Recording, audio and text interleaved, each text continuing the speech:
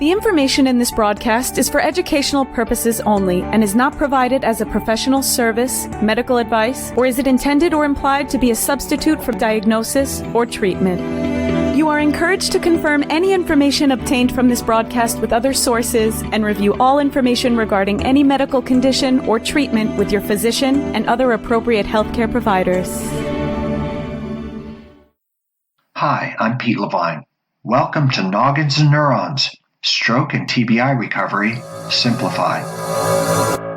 I'm a clinical instructor and clinical researcher. I've co-authored dozens of scientific journal articles about brain injury recovery, and I'm also the author of the book Stronger After Stroke.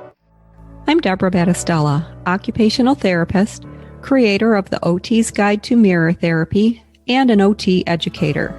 I have a lot of experience working with survivors. Most of my clinical practice has been in a certified stroke center. Pete and I are especially interested in talking about what rehab, neuroscience, and clinical research all have to say about the brain and recovery. But don't worry, our job is to make this stuff simple. We're here to make it so that everyone, clinicians, clinical students, caregivers, and most importantly, the survivor, understands what it takes to leverage the great neuroplastic brain for recovery.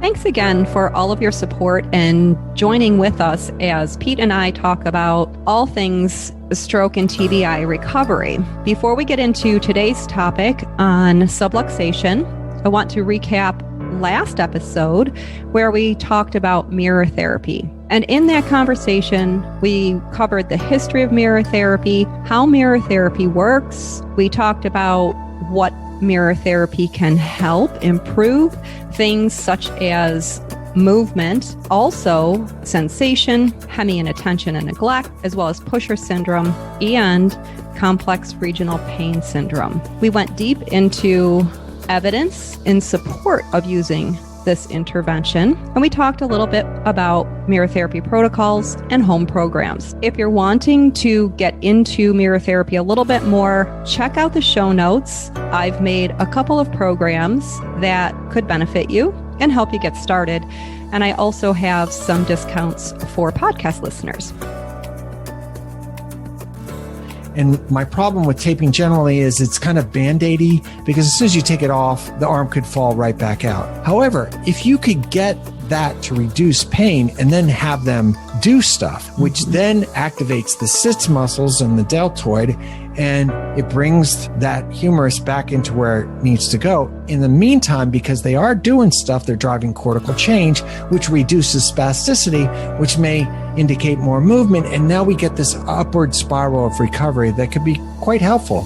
So taping may be a temporary thing, but it might be a good temporary thing. Yes.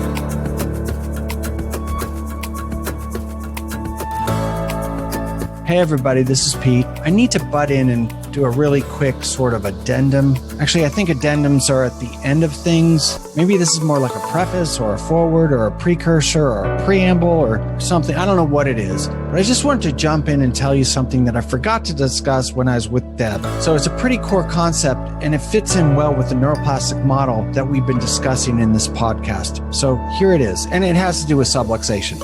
So here it is. If you're trying to get the muscles that support the shoulder to activate, there's no better way than to activate the hand. When the hand needs to go someplace, the shoulder has to go someplace. So if you engage the hand, you've engaged the shoulder. And if you engage the shoulder, you've engaged the muscles that reduce subluxation and possibly reduce pain in shoulders that are weakened by brain injury. The question becomes, how do you activate the hand? And one of the reasons this question comes up is because there's a lot of clinicians that believe the hand is necessarily going to be the last thing that comes back. But that's not always true. Clinicians often point to the old saying, recovery happens from proximal to distal. That is, that the muscles closer to the body come back first, and then they work their way down the limb to the more distant part of the limb.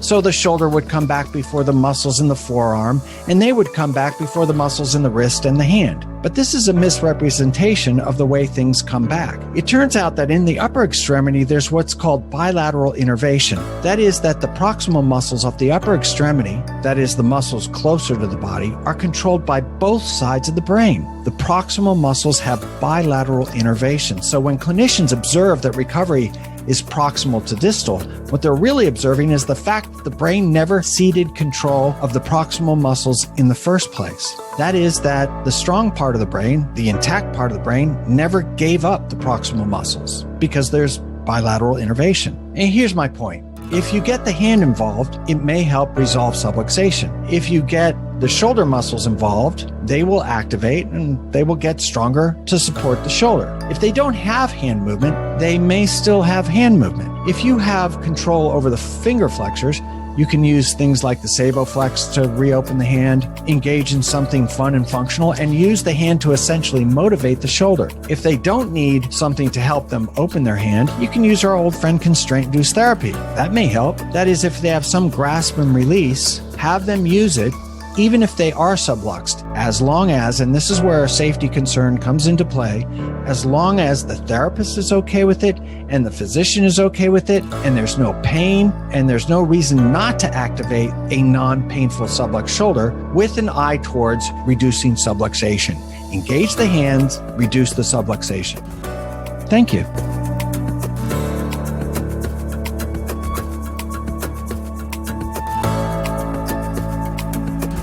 Hi, Deb Battistella. How are you? Hi, Pete Levine. I'm great. How are you? I'm good. The cicadas are receding. They've done their thing. Yeah, they're good. I got attacked big time outside of a UPS office the other day. Like I couldn't walk across the parking lot. It was very traumatic. I would just go stay in my house. They really are quite innocent, but they often fly into the car and then they go. So my friend flew to Baltimore for an AOTA something that he's involved in, and the flight was delayed because of cicadas. Wow, did they? Because I think I heard something about this. Did they get in the engines or something? Something like that, yeah. And then he sent me a video of one laying on its back, like that. Yeah. Yeah, and sometimes they flip back over, and sometimes they just die like that. Yeah, I've heard of birds eating so many that they just die of being full of cicadas. That's what I heard right in our neighborhood. Anyway, so what are we talking about today? So today we're going to talk about subluxation following stroke. It's a pretty big problem. It is a big problem. I wonder if you have any statistics about that. I do. Yeah. In fact, I was going to quiz you, and I know you hate being quizzed. So I do. This will go really well. So, what percentage of stroke survivors do you think, at least immediately after the stroke or within the first few weeks, have subluxation? Because I was shocked at the number. Well, if you give me a minute to pull up some of these articles, I'm sure. Take your time. Somebody's going to have this in here.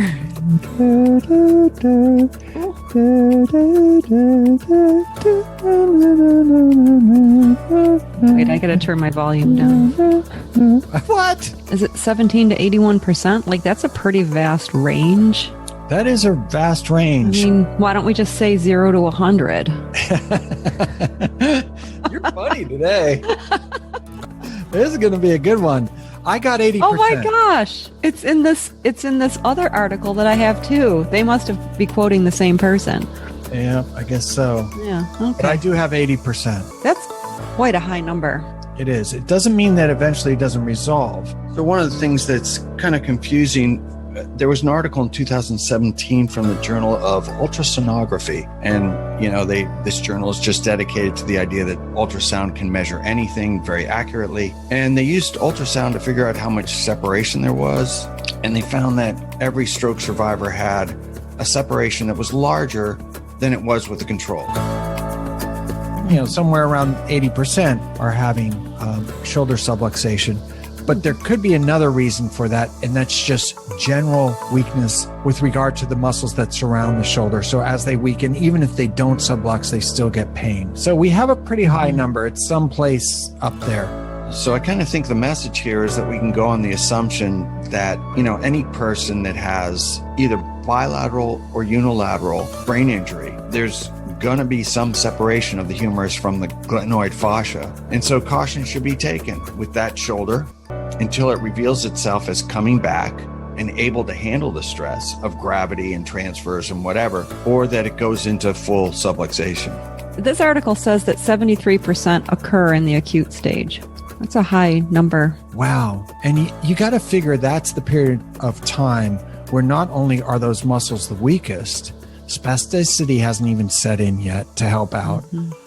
They're still in Brunstrom stage 1. They're often flaccid. Even if they make a halfway decent recovery eventually, they're sometimes really flaccid in the early days after the brain injury. And that may be also the time when some of the stuff that caregivers do, and hopefully not clinicians, but caregivers do, can really put that shoulder at risk for even more subluxation and even more pain. So are you talking about something like holding on to that arm or grabbing someone underneath the arm when they're helping them transfer between surfaces? Yeah. Exactly. So what are they supposed to do? Maybe this is a good place to start. Let's go right to the protection of the darn thing. Yeah. What are they supposed to do? Like, okay, so if you have somebody who's subluxed, and let's say they're back at home, and they're 4 months post, and you feel like they're going to fall, and it's a natural reaction to have this appendage sticking out and to want to pull them towards upright or push them. What should they grab on instead of the shoulder or that arm, which is attached to the shoulder? Well, this can be tough because it can depend on your position relative to the person. Very true. But I like to walk next to or stand next to the affected side. And then that way, if the person is going to be leaning into me, I can just kind of put my arm around them. Like I'm just going to put my arm around their waist and help them that way and not grab onto an arm. If somebody's wearing pants, you can kind of grab You a can belt give them a loop. wedgie, aren't you? You can give them a wedgie. Not really what recommended. But in an emergency. Yeah. Grab the An pants. emergency situation. Yes. Just it's better to grab the pants and give somebody a wedgie than it is to yank on that arm. Right. A wedgie is embarrassing. It sucks for a couple of minutes and then it's over. But if you yank on that arm, all kinds of bad stuff can happen. I like the idea of grabbing them around the waist, though. But of course, as you suggest, you may not be in a really good position physically. You might have to grab it whatever you can. And you got to make a calculation. Do I want them to hit the ground or do I want them to grab this arm? Yeah. But that's the first rule. Do not transfer. If you have a planned transfer, don't grab that arm. What are some of the other don't do's? Well, I think it's important to know where that arm is at all times and position it properly. So whether the person is sitting or lying in bed, position that arm so that it's in a natural position that it would normally be in if there wasn't an impaired movement piece there. And supporting under the shoulder when the person's lying down is a good, put a pillow under there so that it's not behind them and so that they're not kind of rolling onto it. We never want somebody laying on that arm. And then not having the shoulder in internal rotation. That's the position where the forearm is against the waist or the trunk.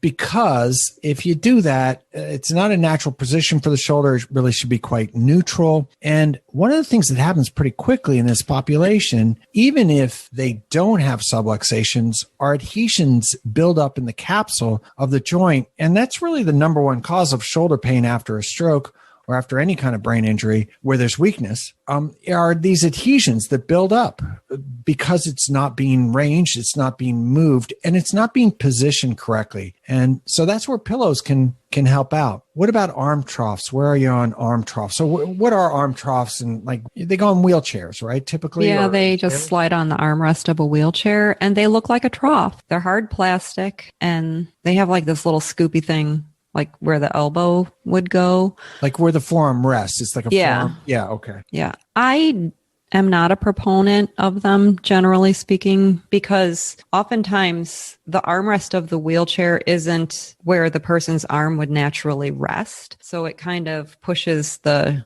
shoulder up. You want to support it, but you don't want to shove it up? Yeah. Okay. Well, like it's hiked. And I know people can't see me, so I'm showing you. So like you're shrugging your shoulders. Yes. Thank you. Yeah. Apparently my words are not finding their way out properly. A little aphasia. That's all right. Well, those things that happen. And that's another thing is like, if you have them in an arm trough, they're not going to use that arm that much. It is true that sometimes people who are subluxed, and we'll go into all the anatomy there, but just since we're off on this tangent, people that are subluxed do not necessarily have a painful shoulder. So you might want to very well encourage them to use that extremity. And if you don't, it's use it or lose it. We know all the problems in the brain. And the thing is, if you can engage the hand, sometimes that resolves the subluxation because all the muscles are being used correctly. Mm-hmm. Here we go. Yep. We're back into using it. That's right. Use it or lose it. Here's the muscles that hold it. No. You know what? Let's save that for the anatomy part. So we have positioning, we have arm troughs, we have using pillows. What do you think about pulleys? Because pulleys would really make sense if you wanted to range that shoulder. And we do think that adhesions in the capsule can really cause a lot of pain, and we do want to range it. What about pulleys? It seems like it would make sense. That's where you pull down with the stronger arm, and then the other arm is forced up. What could be bad about that? So we've talked about those pulleys before. There's not a lot of control involved in those pulleys that go over the door. The arm can be going in any multitude of directions, and you can cause damage to the shoulder. And this is especially true if somebody doesn't have intact sensation. So if they don't really feel where their arm is in space, if somebody has a little bit of impulsivity, if they have a little bit of neglect, all of these things can contribute to damage or further damage if they're using pulleys. Yeah, I was going to mention that. A lot of them are insensate. They can't feel it. So now you're yanking on something, can't feel it. That can't be good. Pain is there to tell us that there's tissue damage. And if you can't feel pain, boy, you probably shouldn't be yanking on it. Yeah, I agree. It's weird. I'm on a lot of stroke survivor Facebook groups, and there's often a person on there that will say, yeah, the pulleys are great. Look at all these great things that I can do with pulleys. And every bit of research says do not do pulleys in any kind of hemiparetic situation, not just somebody who's subluxed. Yes.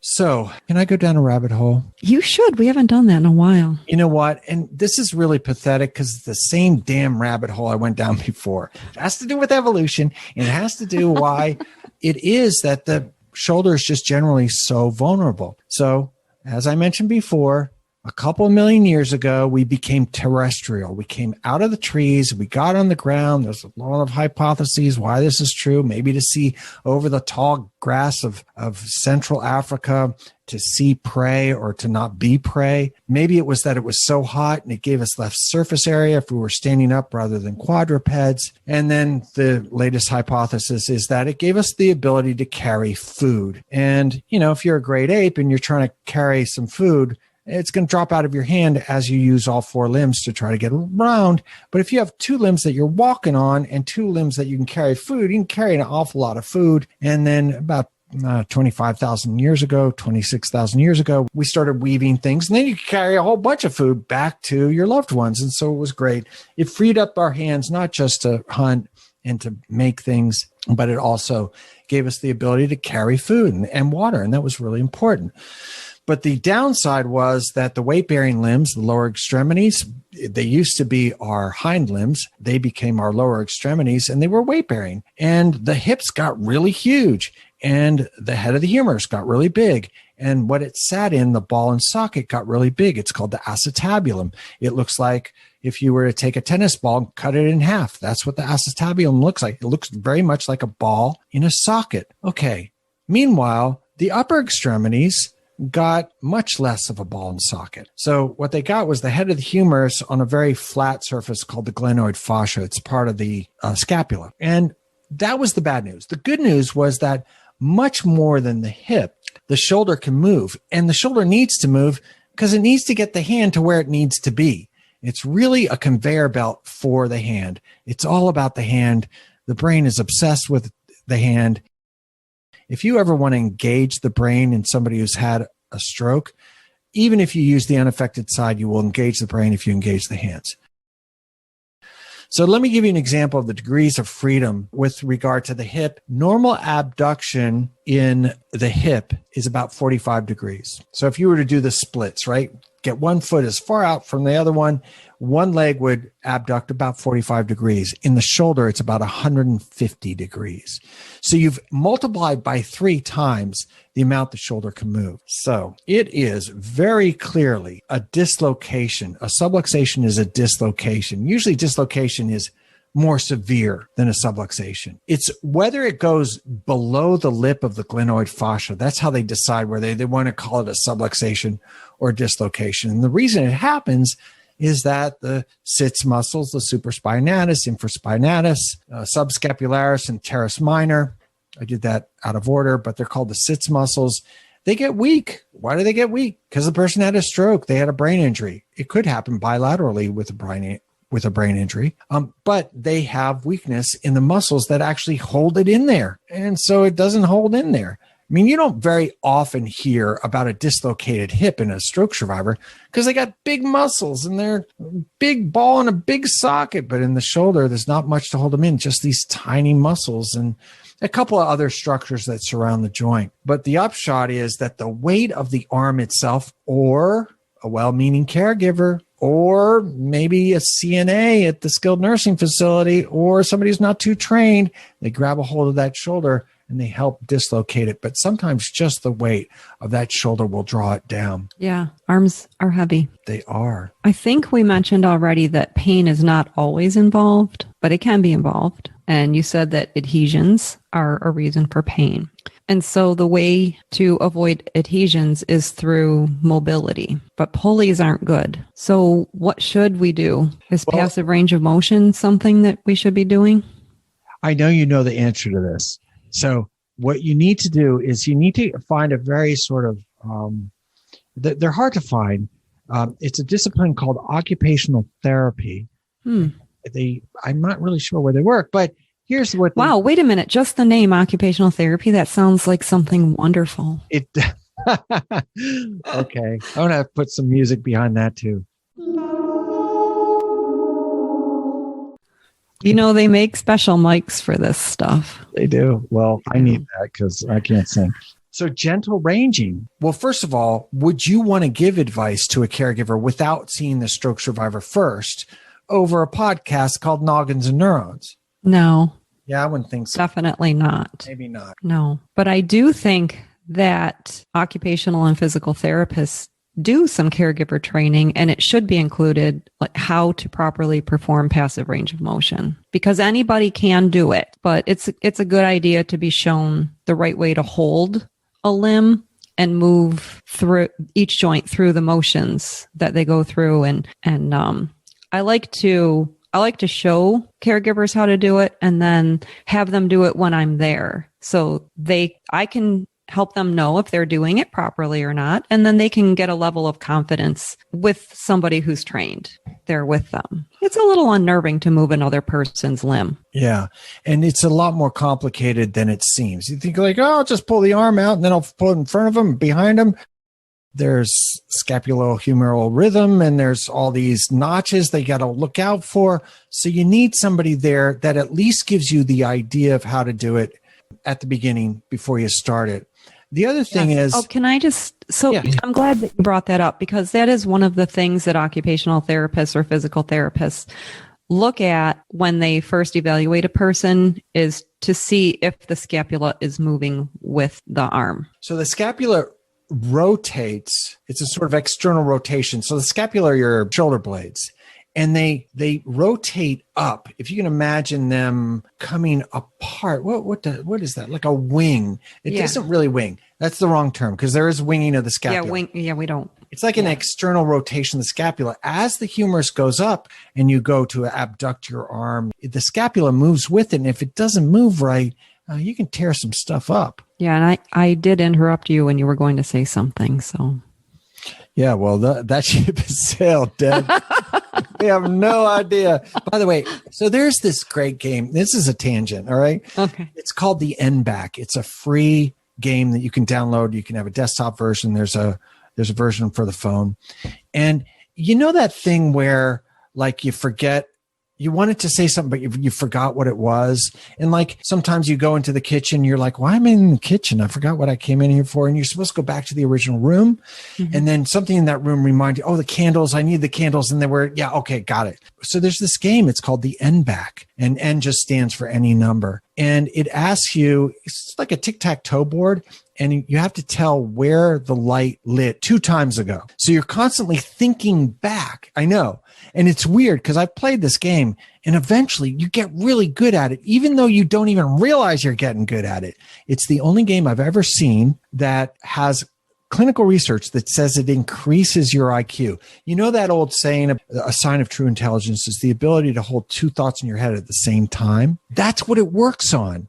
It's not that you can concentrate on 2 things at the same time, because you can't. Your brain can only do one thing at a time. The thing is, we shift really quickly within a millisecond. So the question is, can you use a game like that in order to remember what you said? Now, I need to play that game again because you said I was about to say something, but I forgot what I was going to say.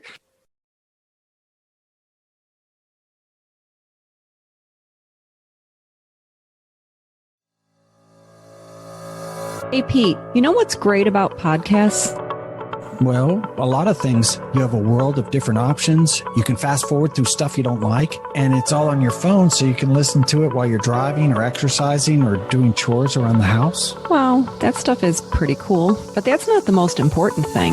Wait, what do you think is the most important thing? That when you listen to the radio, all you get are ads. Even NPR shuts down for it seems like weeks to beg for money. Oh no. Uh-oh, what? We're about to do the same thing. You know how much work we put into this, the research, the endless technology hoops that we have to jump through, the websites, the equipment, the editing. We just need a little help. Well, how can people help? Through Venmo. We have a Venmo account, and any little bit will help. Our Venmo address is @Neurons, because of course it is.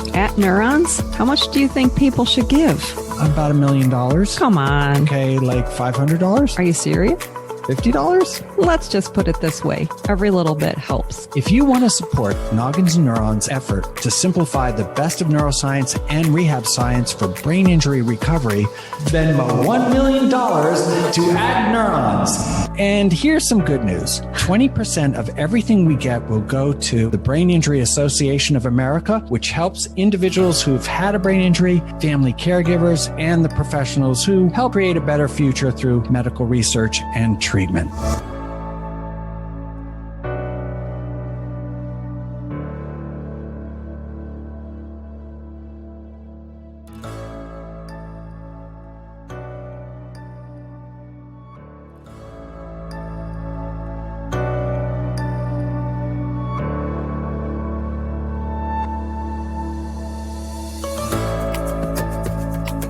Now, there's a couple of different ways that you can measure a subluxation.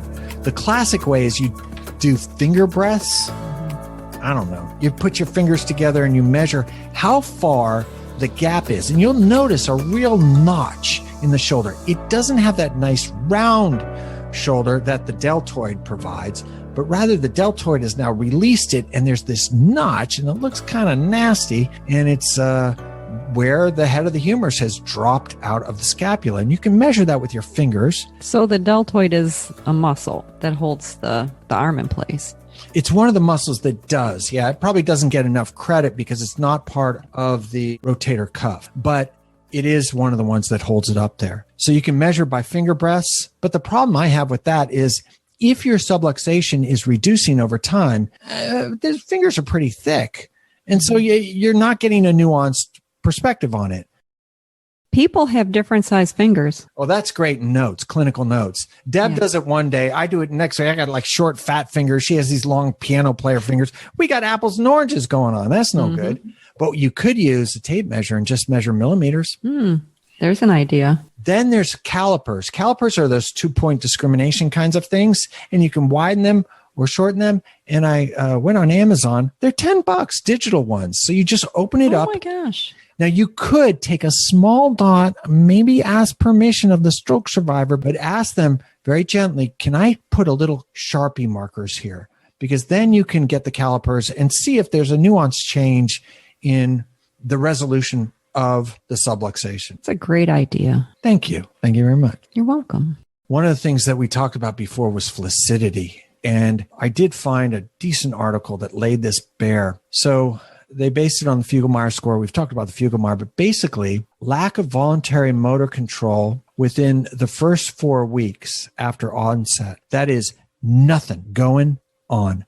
Absolute flaccidity. And also no emergence of synergies. These are these mass patterns of movements that therapists hate, but I would argue is a really good indication that they're coming back, is associated with extremely poor outcomes at 6 months. So within that 4-week range, if all you're seeing is flaccidity, that's when you got to start to protect the person. That's when you got to start to think about taping and these various kinds of things that hold the head of the humerus in there, because you want to protect that limb as much as possible, because otherwise they're not going to get any return. Now you got to protect. So protection can help with prevention of pain eventually.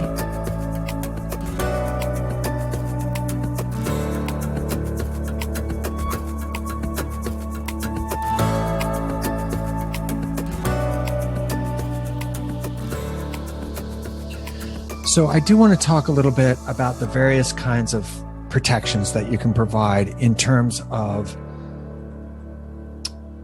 braces.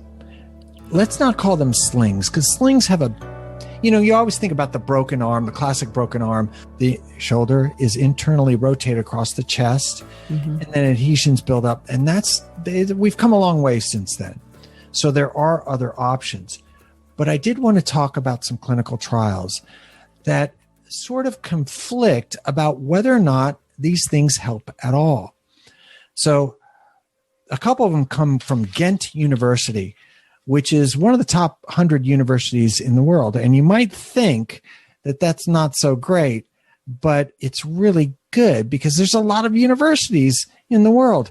My dad went to Brown University, and it's, in terms of U.S. News and World Report, that ranks one of the people that rank the top universities in the world, Brown is around 70.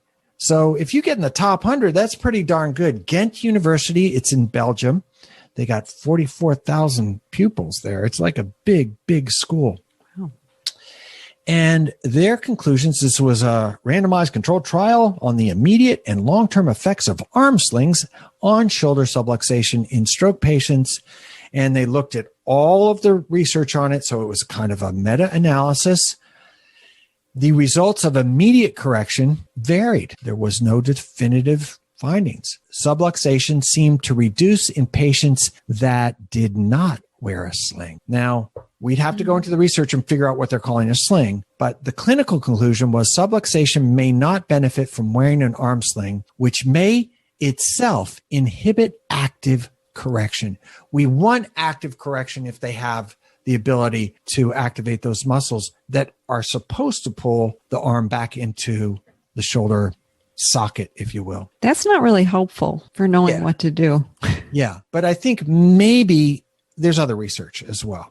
Okay. I know there's other research. However, there was another one. The last one was from 2017. There was an article also from Ghent University in Belgium in 2020. It's actually last month they published it. And the conclusions were there was no strong evidence is available regarding a potential benefit of wearing an arm sling on balance and gait for stroke survivors. So that's the thing. We don't think about the upper extremity when we're talking about gait, but we should, because it involves all kinds of arm swing and balance and trunk rotation, all these things that if you don't do them, they could lead to falls. That was a 2020 article, that last one. Last month, was another article. The effects of arm sling application on gait and balance in patients with post-stroke hemiplegia. It was from Taipei Medical University in Taiwan, and their findings suggest, and again, it was a meta-analysis, it improves gait performance, particularly walking speed in patients with post-stroke hemiplegia. So we have some conflicting stuff.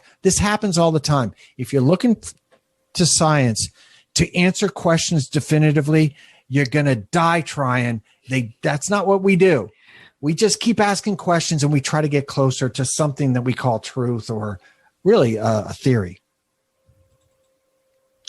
What sort of shoulder braces do you like? What comes to the top of your list? Well, just in terms of clinical experience, that GivMohr Sling is one that people either like or they don't like it. Thinking about how easy or difficult they are to put on is a problem. Most of them are difficult to put on, and people can't put them on themselves, or caregivers can't figure out how to put them on. So that's... Yeah, I've struggled with the GivMohr. By the way, it's spelled GivMohr. It's highly thought of among a lot of therapists. We should probably point that out. Yes. Because it allows for the arm to do a relatively natural arm swing. And I've seen people with pretty dense hemiparesis. You put a suit jacket over that GivMohr Sling, and boy, they look like they're walking pretty normally in the upper extremities, at least.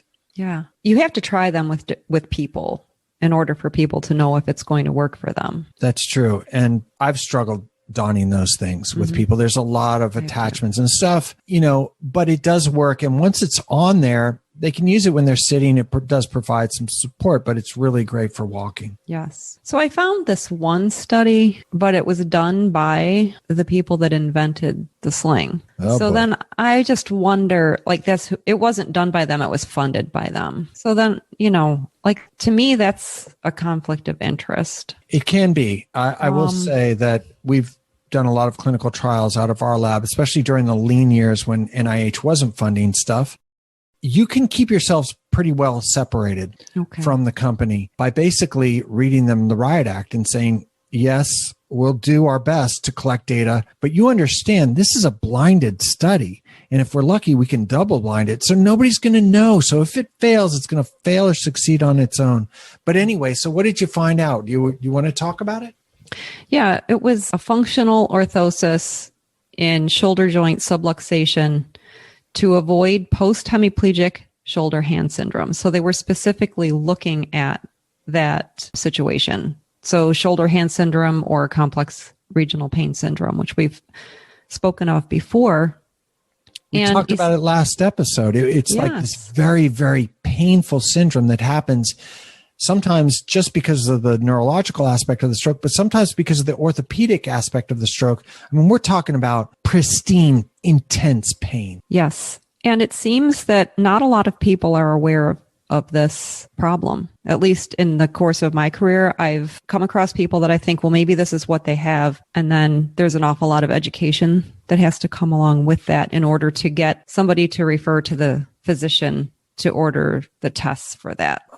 There is a measurement tool that they used in this article. It's a classification tool, and there are different criteria that they look for, and then they score them. So in terms of sensory, they look for pain or hyperalgesia, high pain. They look for the edema that we talked about. They consider that an autonomic problem. Painless passive range of motion. So they look at moving the person in abduction as well as external rotation, and then muscle strength, and they score them. That's how they did it for the study. They used that tool. What was the name of the tool? It's definition of classifications, components of the shoulder hand syndrome score, and description of muscle strength. It's according to Braus, Braus et al. And then it's recommended by the Medical Research Council. Are you finding it right now? I'm looking for it. And okay. We can edit this, but let's see. So while you're looking for it, I'll just tell you that the conclusions of this study show that the orthosis that they looked at was able to reduce and prevent the development of clinical symptoms of shoulder hand syndrome. And then they looked at the timing and the duration of application of the orthosis, as well as combining it with other therapeutic measures need to be investigated in future trials. Of course, that's what we talked about in the research episode, where they always say what to look at next. It's the Neurolux shoulder joint functional orthosis, and it goes across the body. It looks like it goes on pretty easily.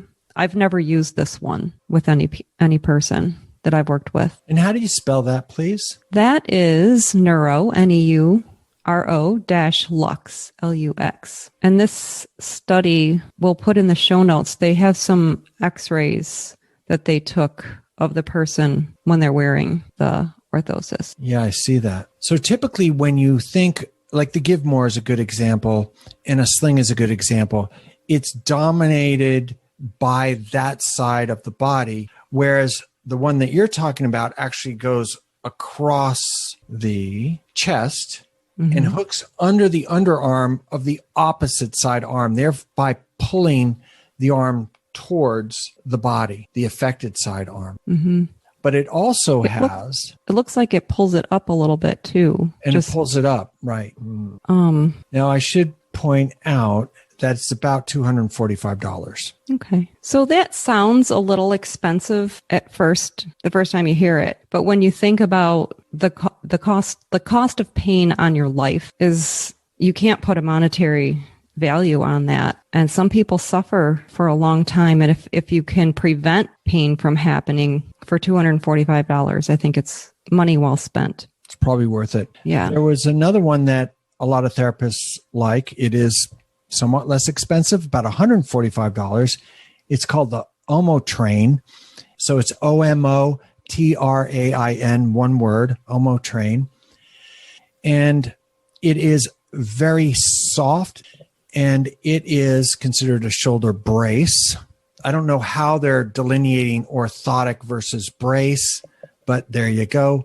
And it does sort of like the one that you were talking about, where it involves the entire body. There's a strap around the waist. There's one that hooks around the other side of the body. And these slings are there to support the shoulder in a more neutral position, but they can, as you pointed out, be hard to don and doff or put on and take off. This one has a lot of straps. The OmoTrain? Yes. There's other ones that are just called hemi-cuffs, and you can buy those for quite inexpensive on Amazon. I don't know how effective they are. You probably get what you pay for. Yeah. Now, the question is, would insurance be willing to help out with some of that? And I bet if they saw that you're in extreme pain and or that shoulder is moving every day out of that socket, and maybe that's where therapists can come in and they can get one of those calipers and measure things and say, things are getting worse with this guy. We need to get something on there to protect him. Yeah, so you're talking about documentation. Exactly. Yeah. The one that a lot of therapists talk about, and you're going to know it immediately, it reminds me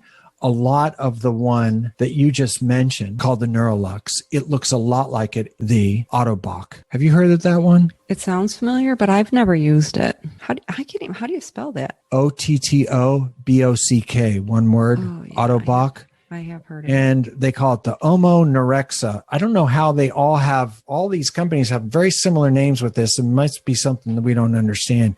It's interesting because if you're going to ask these people to don it, they have to be able to don it with one hand if they want to do it themselves. Yeah. And they have this model with the Autobock. She must have been a dancer or something because she's clearly hemiparetic, but that less affected limb, she can reach between her scapula to attach it. I mean, I'm like, I couldn't even get near there. I'm lucky if I can scratch my kidneys back there. So yeah, that's something to think about is what's easier to don, what's easier to get off, what's going to help you more, what's going to reduce subluxation, what's going to reduce pain, what's going to help walking. You got like a million things that you need to go over with your therapist before you buy one of these things. Yes. This looks like you could put this on by yourself. There's a YouTube video. For the Autobock? Mm-hmm. The Omonerexa Plus. Yeah. Is it a very nice, very coordinated young lady? Is she wearing a green shirt? Yep, that's her. I mean, she can get back between the scapula back there. I was pretty shocked at that. Well, that's a tough move for some people. Yeah, it's a little bit of a tough move. Yeah.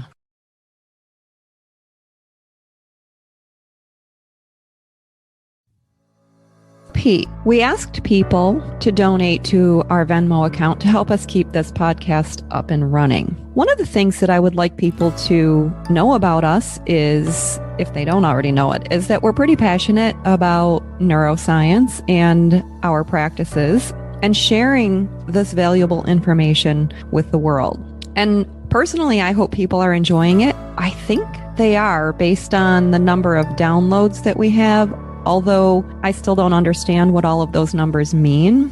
And one of the things we would like to do going forward is bring people more value through our interactions with them, this podcast, and, just making it easier for people to apply research evidence-based concepts in their practices or their recoveries. So I think people might like to know that we're working on these things from the back end, and whether or not people donate, are able to donate, we appreciate them listening and sharing the podcast with others. What are your thoughts on that?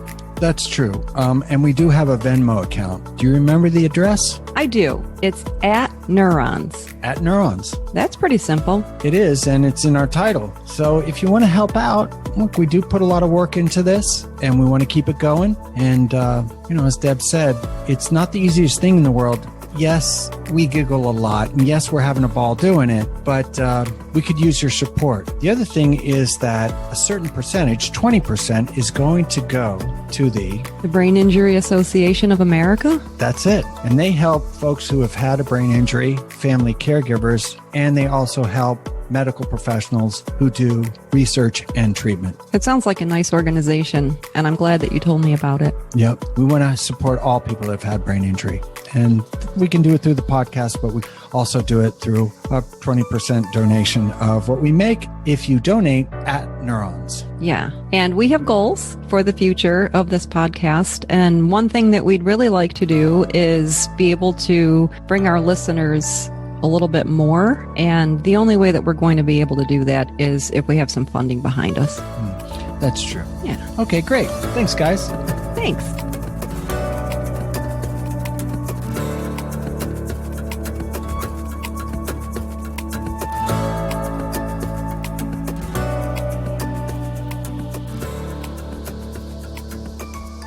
One of the companies I want to talk about is Bioness. And you don't really think about Bioness in terms of eStim, except for functional eStim, the L300 for dorsiflexion or the H200 to open your hand. Kathy Spencer, super survivor Kathy Spencer, was a spokesperson for Bioness.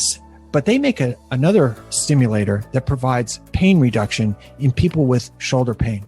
And it's called the Bioness StimRouter. And it is surgically implanted fine wire electrodes right against the nerve that is causing the pain. And you know how with eStim, if you put surface electrodes on, you got to turn up the eStim. And sometimes it can be really a noxious stimuli to get the movement that you want or to get the pain reduction that you want. I think you mentioned it last episode when we were talking about mirror therapy, the pain gait theory.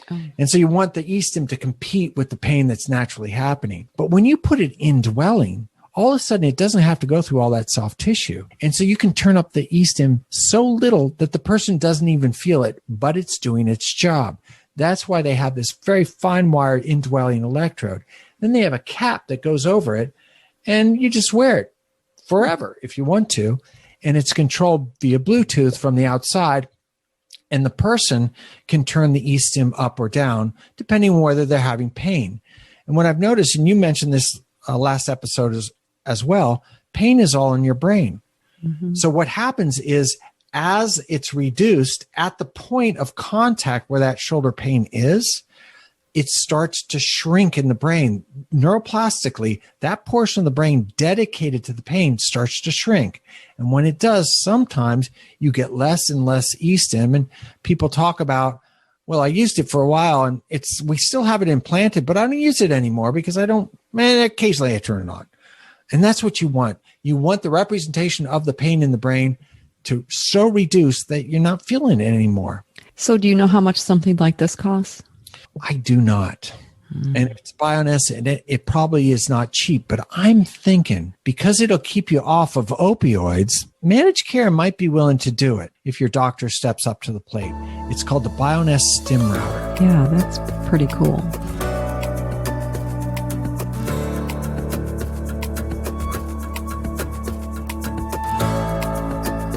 So I found this one article.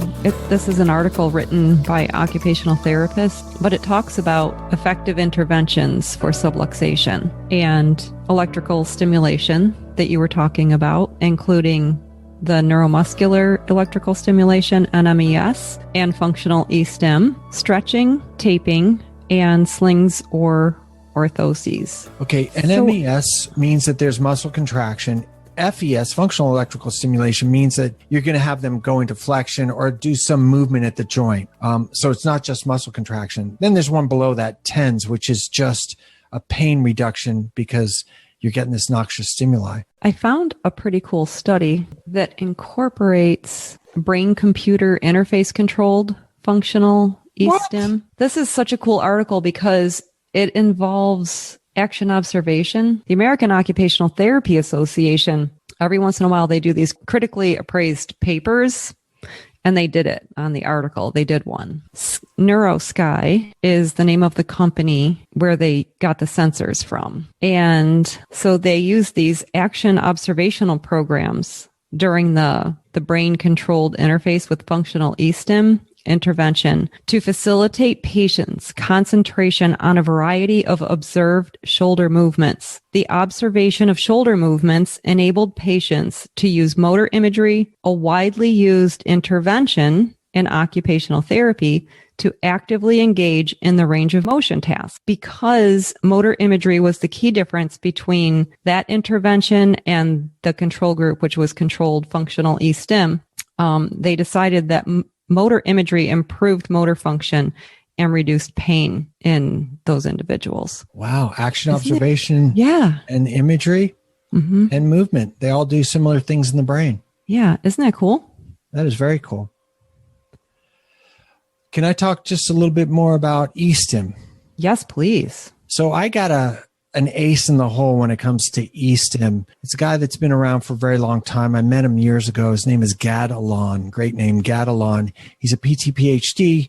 He's a professor emeritus at University of Maryland School of Medicine. And this is going to make more sense to therapists than to anybody else. But if you're going to eStim to reduce subluxation, that is, you're going to get muscle contraction to bring the head of the humerus into the glenoid fascia. It used to be that therapists would put one of the electrodes on the deltoid and the other on the supraspinatus. So the supraspinatus is near the neck at the top of the shoulder, and the deltoid is the round part of the shoulder. But he pointed out, and I asked him specifically about this, the placement over the supraspinatus is a problem because the supraspinatus is covered by the upper trapezius. So it's hard to get to. You're not going to be able to get to it no matter how you try.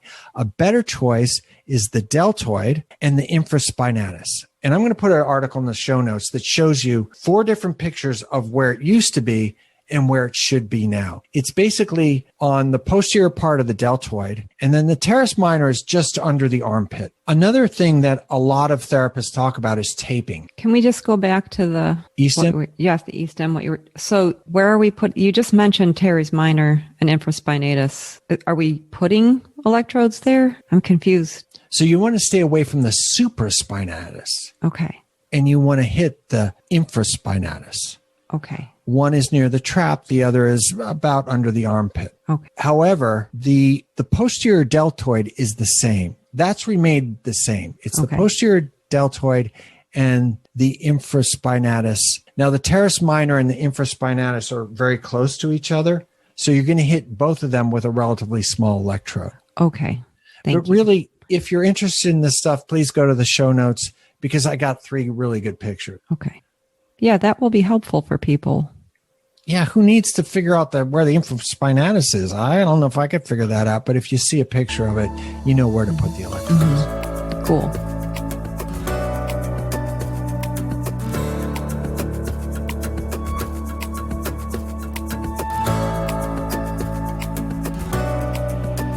So taping, this is this idea of either kinesio taping or just athletic taping. And there was one that OTs speak very highly of. It's called the California tri-pull taping method. And it's got 5 strips of tape, and there's a certain pull that you got to do. This is not with kinesio tape. Kinesio tape actually has some stretch, and the idea is you would pull it back in. This is just straight up athletic tape. So I will put the California tri-pull taping method and how to do it, a video from the professor who came up with it. You know, these are not particularly evidence-based, And my problem with taping generally is it's kind of Band-Aidy, because as soon as you take it off, the arm could fall right back out. However, if you could get that to reduce pain and then have them do stuff, which then activates the sits muscles and the deltoid, and it brings that humerus back into where it needs to go. In the meantime, because they are doing stuff, they're driving cortical change, which reduces spasticity, which may indicate more movement. And now we get this upward spiral of recovery that could be quite helpful.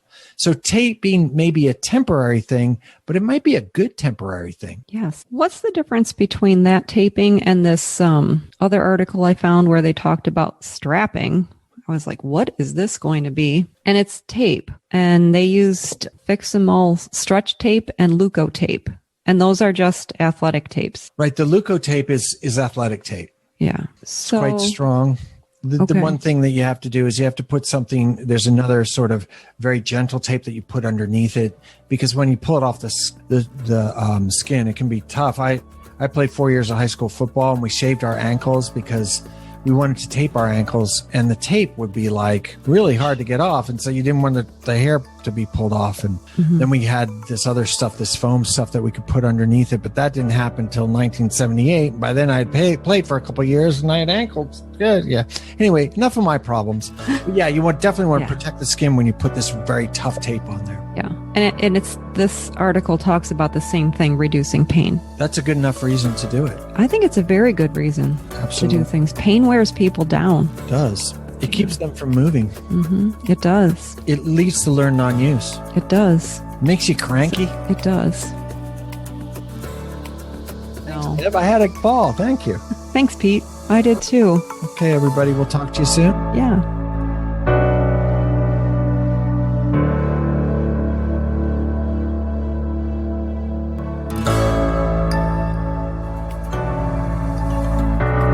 Thank you so much for listening to this episode. We appreciate your support and would love to hear from you. Ask us questions and share your thoughts by email at nogginsandneurons@gmail.com. That's noggins, the word and spelled out, neurons@gmail.com. If you like what you heard, please share this podcast with others you think will benefit. Also, be sure to subscribe and leave us a review. We'll catch you next time on Noggins and Neurons, Stroke and TBI Recovery Simplified.